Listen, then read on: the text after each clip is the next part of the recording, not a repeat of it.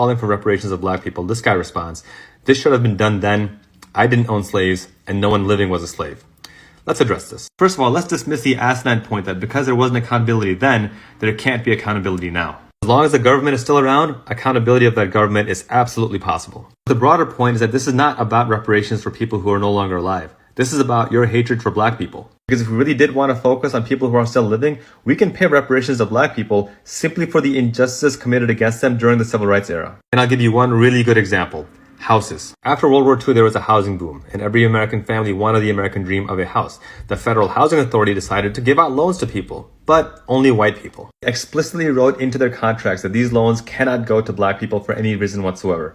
As a result, white families were able to purchase homes, and black families were not. Home ownership is the #1 way to build generational wealth in America. Those homes that were then sold for about $10,000 are now worth about $500,000 or more. That's wealth and equity that allowed white families to start small businesses, pay for their kids' college tuition without student loans, or invest in new properties and make even more money. All things denied to black families altogether, and the results have been devastating. According to numerous studies, black median wealth has dropped by more than half in the last 40 years. Meanwhile, white wealth has increased 33%.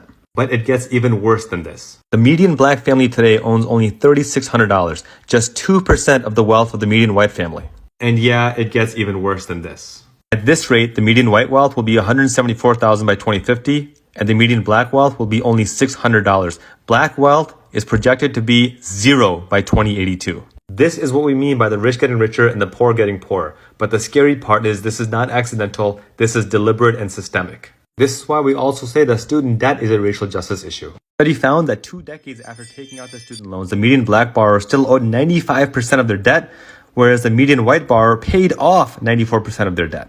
Multiply this across generations and across tens of millions of students, and you see the black and white divide is becoming more and more stark every single day. And this is not some long ago conspiracy. This is contemporary reality. So if the argument really is that we can't pay reparations to slaves because nobody alive today is a slave, well, there are millions of black people alive today who are suffering from these white supremacist policies, denied equal justice because of the US government's contemporary actions. And if you really want to put a number on it, at a bare minimum, $500,000 reparations to every black person in America would be a good start. And that still does not absolve the US government from paying reparations for 400 years of slavery, genocide, and Jim Crow. Class dismissed.